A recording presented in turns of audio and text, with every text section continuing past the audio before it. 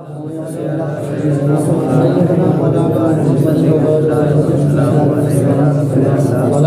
सलामुन अलैका या रसूलल्लाह, सलातुम सलामुन अलैका या हबीबल्लाह सल्लल्लाहु तआला अलैहि वसल्लम। आज हम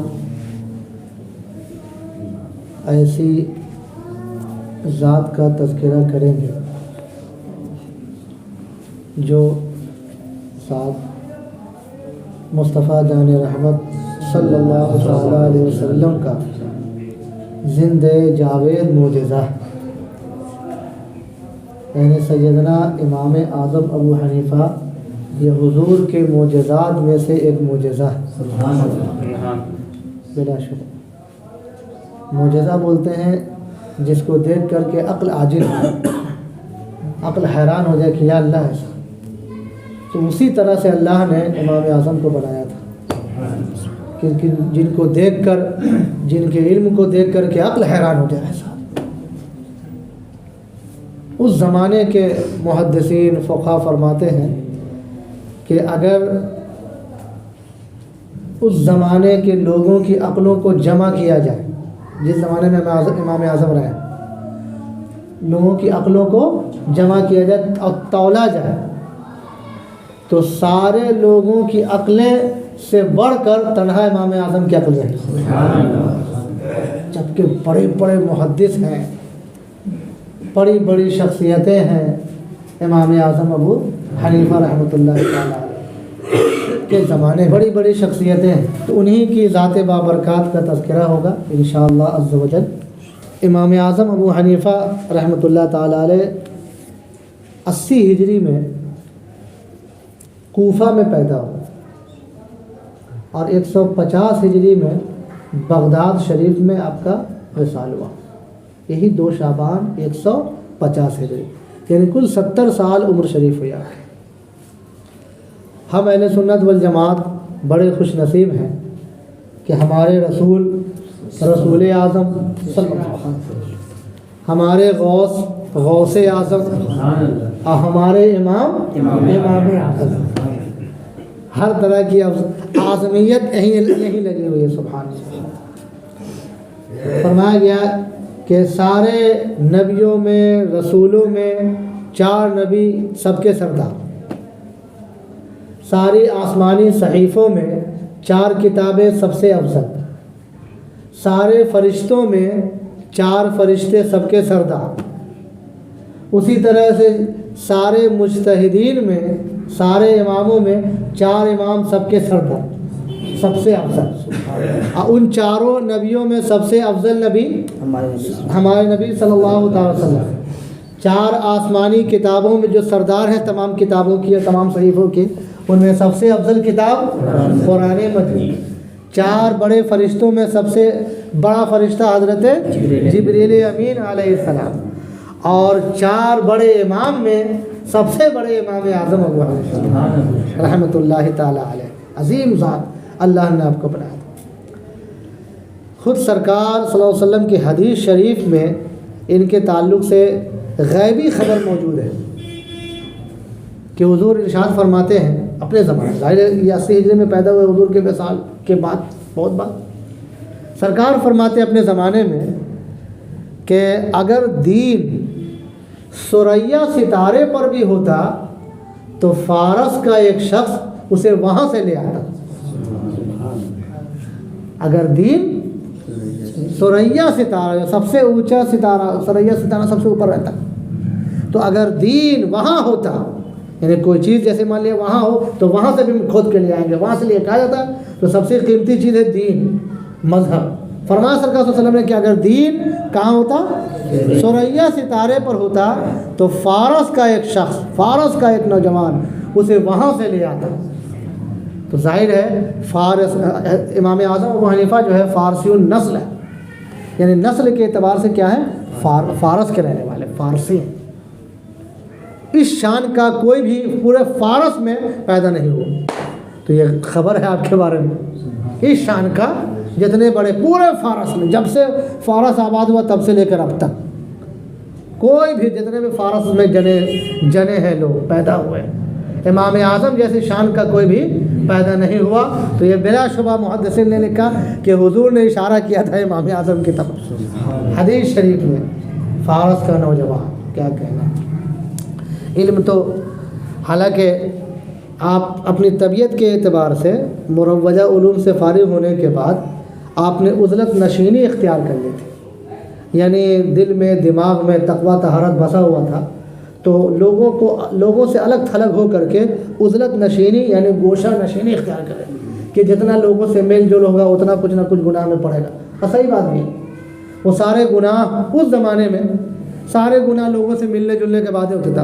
अब ग़ीबत हो रही है तो चुगली हो रही है तो उनकी शिकायत, तो कुछ ना कुछ हो रहा, जहाँ 4 आदमी बैठे कुछ ना कुछ हो गया, 1 घंटा बाद से कुछ ना कुछ हो गया।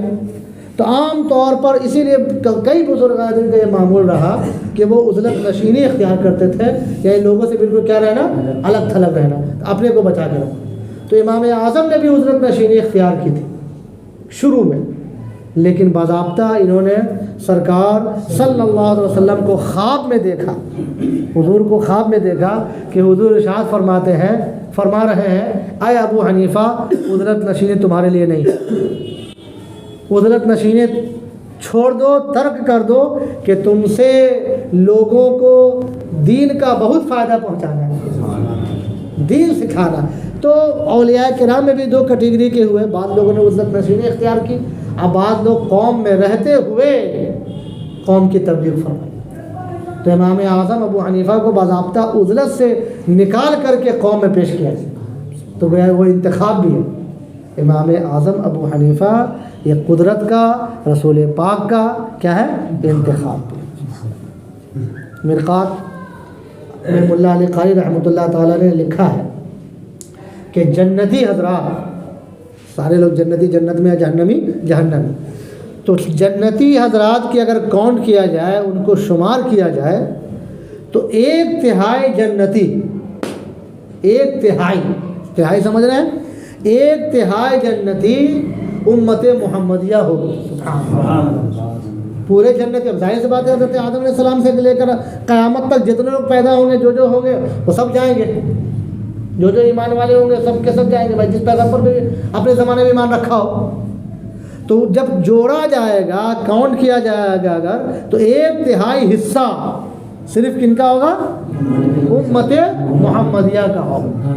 और कहा कि पूरे मुसलमानों की तादाद का अगर 3 हिस्से किए जाएंगे तो 1 हिस्सा सिर्फ हनफी होगा। अल्लाहु अकबर। मुसलमानों की तादाद अब जब जोड़ी जाएगी कि भाई किस इमाम के मानने वाले ज़्यादा, किस इमाम के मानने वाले ज़्यादा हैं, तो 1/3 हिस्सा कौन क्या होगा, हनफी होगा। हनफी उन्हीं के नाम की तरफ से मंसूब है जिनके नाम के लिए बैठे हुए हैं, यानी इमाम आज़म अबू हनीफ़ा रहमतुल्लाह ताला अलैह की तरफ मंसूब जी, हनफी। आज भी अल्हम्दुलिल्लाह दुनिया की एक बड़ी तादाद, मुसलमानों की एक बड़ी तादाद, सबसे ज़्यादा पूरे दुनिया में कौन फैले हुए हैं, हनफी हज़रत, हनफी हज़रात, यानी इमाम आज़म अबू हनीफ़ा के मानने वाले। 4 तरीक़े हैं, एक होता है दीन, एक है मज़हब, एक है मसलक, यहीं पे तशरीह सुन लीजिए। एक क्या है, दीन, एक है मज़हब, एक है मसलक। दीन तो जैसे इस्लाम और भी दीगर अदियाने, दीन बातिल भी होता है और अच्छा भी होता है। दीन धर्म के माने में दीन, तो दीन हमारा क्या है, इस्लाम, हमारा दीन क्या है, इस्लाम। तो ये धर्म है, हमारा दीन है, दूसरे लोगों का दूसरा दीन। उसके बाद अब दीन में जो है रब्बुल आलमीन तक पहुँचने के 4 रास्ते हैं, 4 बड़े बड़े रास्ते हैं जो बाकी रहे। मुजतहिद तो बहुत लोग थे, लेकिन 4 रास्ते बड़े मशहूर हुए जो पूरी दुनिया में मशहूर हुए, वही कहलाता है मज़हब। 4 रास्ते, तो एक मज़हब के इमाम आज़म अबू हनीफ़ा, दूसरे मज़हब के इमाम शाफ़ी मोहम्मद बिन इदरीस शाफ़ी रहमतुल्लाह ताला अलैह, तीसरे मज़हब के इमाम मालिक रहमतुल्लाह ताला अलैह, चौथे मज़हब के इमाम अहमद बिन हम्बल। तो ये 4 रास्ते हैं, मज़हब के माने रास्ता, तो ये 4 रास्ता ये दीन ही का रास्ता है, ये अलग रास्ता नहीं है, चारों रास्ते क्या हैं? दीन के ही रास्ते हैं। तो किसी के इमाम जो रास्ते पे चल रहे हैं तो किसी के पेशवा इमाम आज़म है, किसी के पेशवा बोलते रहिए भाई इमाम शाफी है, किसी के पेशवा इमाम मालिक है, किसी के पेशवा के माने आते इमाम के माने आगे आगे रहने वाले, तो ये पेशवा होंगे। तो मजहब के ये दूसरे मजहब दूसरे माने में दीन, एक है दीन और दूसरा हुआ मजहब। तो मजहब कितने हैं? 4, और चारों हक हैं। चारों में से कोई एक दूसरे के लिए बातिल नहीं। अब इंदल्लाह तो एक ही हक होगा, जैसे जब पर्दा खुलेगा वहाँ उठेगा अल्लाह ताला के यहाँ। अब एक साहब ने कहा कि नियत यहाँ बांधा जाए, एक साहब ने कहा कि नियत यहाँ बांधा जाए, एक ने कहा यहाँ बांधा जाए। तो अब अल्लाह के यहाँ तो तीनों में से कोई एक ही होगा, है ना। लेकिन हमें दुनिया में कहा गया कि चारों मजहब को हक समझना। हाँ, जब तुम जिस मजहब के मानने वाले तो उसमें दलील दी जाएगी। हम लोग हनफी हैं तो यहाँ पर दलील देते हैं, सब लोग अपने अपने मजहब की। तो यह सिर्फ 4 रास्ते पर हक है। 4 से जो 5वां होगा वो बातिल है। यही 4 रास्ते क्या हैं? हक हैं। 4 मजहब हक है, इन्हीं चारों पर ही चलना है, इन्हीं चारों पर ही चलना है। यही 4 रास्ते और 4 रास्ते खुदा तक पहुंचाने वाले।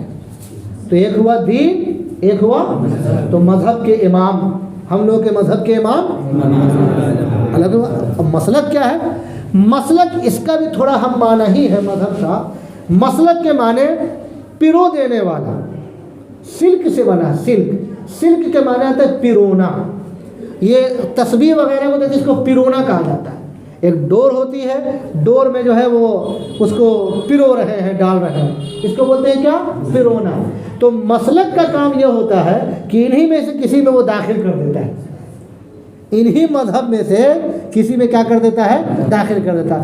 यानी एक लड़ी है, वो बिखरे हुए होते हैं, उनको जोड़ करके एक पटरी पर ले आता है, वो कहलाता है मसलक। अब आइए यहाँ पर मसलक, जैसे मसलक आला हज़रत खूब लगता रहता। तो हनफी, जैसे कि हमारे मजहब के इमाम आज़म अबू हनीफा, यानी हम लोग हनफी हैं, हनफी मजहब। जैसे आपसे अब सवाल होगा कि आपका दीन क्या है? इस्लाम। आपके मजहब के इमाम कौन है? इमाम आज़म। ठीक है। अब मसलक क्या है? तो मसलक हनफी में भी कई तरह के रास्ते बन गए और लोगों ने हनफी के पर्दे में लोगों को गुमराह करना शुरू किया। हनफी होते हुए लोगों को गुमराह करना शुरू किया। गलत चीज़ें सरकार सल्लल्लाहु अलैहि वसल्लम के ताल्लुक़ से गलत अकायद छाए गए, बुजुर्गान दीन के ताल्लुक़ से गलत अकीदे की बातें रखी गई, औलियाए किराम खुद अल्लाह के बारे में रखी गई। तो ज़रूरी था कि खड़ा और खोटा को अलग अलग किया जाए, अब पिरो करके एक रास्ते पर ले आया जाए। तो जिसने पिरो करके लाया है अपने ज़माने में, जो सबसे ज़्यादा फितना से लड़ा है, उसी ज़ात का नाम इमाम अहमद रज़ा यानी आला हज़रत कहलाता है। तो उन्होंने जोड़ करके इधर जोड़ दिया है, वो नया मजहब, इसलिए उसको मसलक कहते हैं, मजहब नहीं। क्या कहते हैं? हाँ, कि वो नया मजहब नहीं बना, वो वही बात कहलाए जो इमाम आज़म किसी ज़माने में कह के गए, वही सब बातें कहलाए जो हनफी मजहब की बड़ी बड़ी किताबें जो हैं, बस उन्हीं सब चीज़ों को आला हज़रत ने अपने ज़माने में क्या किया? साबित किया। और जो गलत अकीदे राइज हो गए थे, जो गुमराहियाँ फैला दी थी और जो गुमराहियाँ कुफ्र तक पहुँच गई थी, वो सारी चीज़ों को खरा खोटा करके आला हज़रत ने लोगों को क्या कर दिया? जोड़ दिया।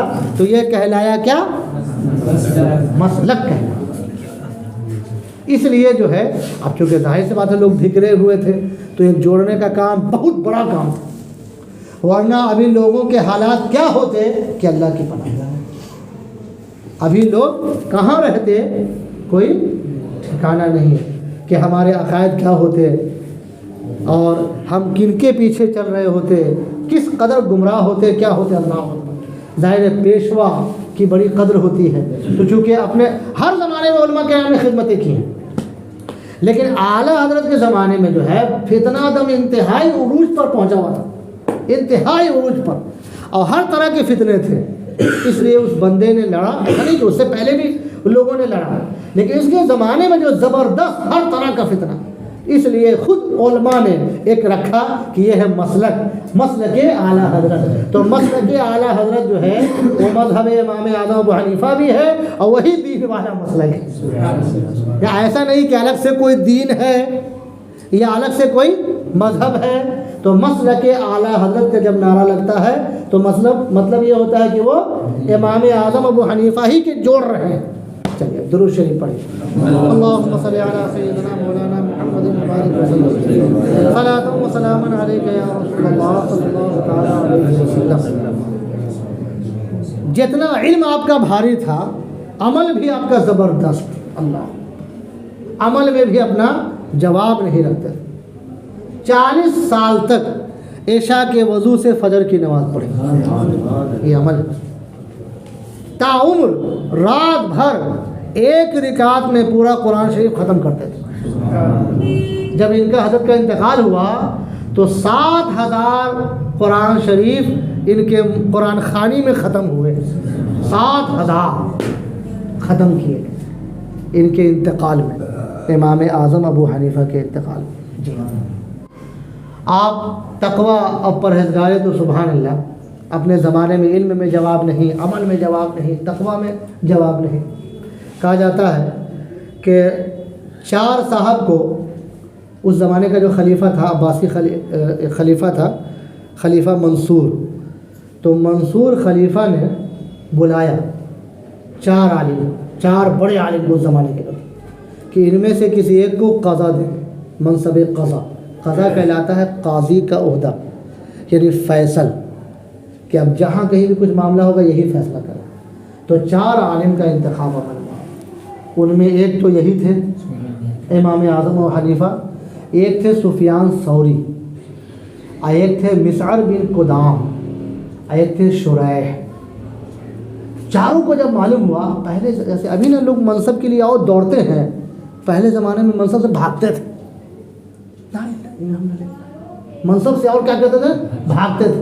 अभी तो मनसब के लिए लड़ाई हो रही है, मैं क्यों नहीं आया यहाँ, मैं क्यों नहीं आया यहाँ। चारों का मशवरा हुआ तो इमाम आज़म ने फरमाया कि मुझे तो लग रहा, मैं तो कहता हूँ कि मैं तो बहाना करके निकल जाऊँगा, मैं तो किसी तरह बहाना करके निकल जाऊँगा। सुफियान ये भाग जाएंगे और मिसअर बिन कुदाम ये दीवाना बन जाएंगे, शुरैह क़ज़ा को कबूल कर लेंगे। ठीक ऐसा ही हुआ, बिल्कुल जैसा इमाम आज़म ने फरमाया था, ठीक ऐसा ही हुआ कि सुफियान सौरी के बारे में कहा कि भाग जाएंगे, वो सबसे पहले वही भागे गए। कश्ती तैयार थी, कहने वो बादशाह अमीरुल मोमिनीन और उसके जो लोग जो है मुझे कत्ल करने के दरज़बा कर दें, मुझे छुपा लो। तो अभी उनको छुपा लिया। अब ये सवाल होता है कि ये क्या बात हुई, ये तो झूठ लग रहा, छुपा ज़बा करने के लिए निकले। तो उलमा ने इसका जवाब दिया कि असल में उन्होंने एक हदीस की सिर्फ एक हदीस से इस्तेदलाल किया कि हदीस शरीफ में आया है, मन जोइला काज़ियन फ़क़द ज़ुबिहा बग़ैर सिक्कीन, जो काजी बनाया गया वो बग़ैर छुरी के ज़बह किया गया। ये हदीस में आया कि जो काजी बनाया गया वो बग़ैर छुरी के ज़बह किया गया। क्योंकि कब कैसा फ़ैसला हो जाए पूरा उसकी गर्दन पे न पड़ जाता है। जो काजी साहब होते हैं, अच्छा किया तो आप ही, अब बुरा किया भी तो जी।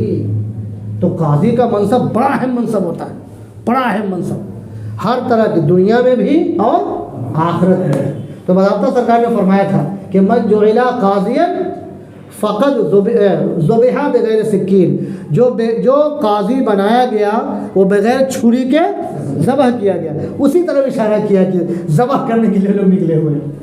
अब यानी काजी बनाने के लिए निकले हुए, मतलब ज़ाहिर इशारा किया।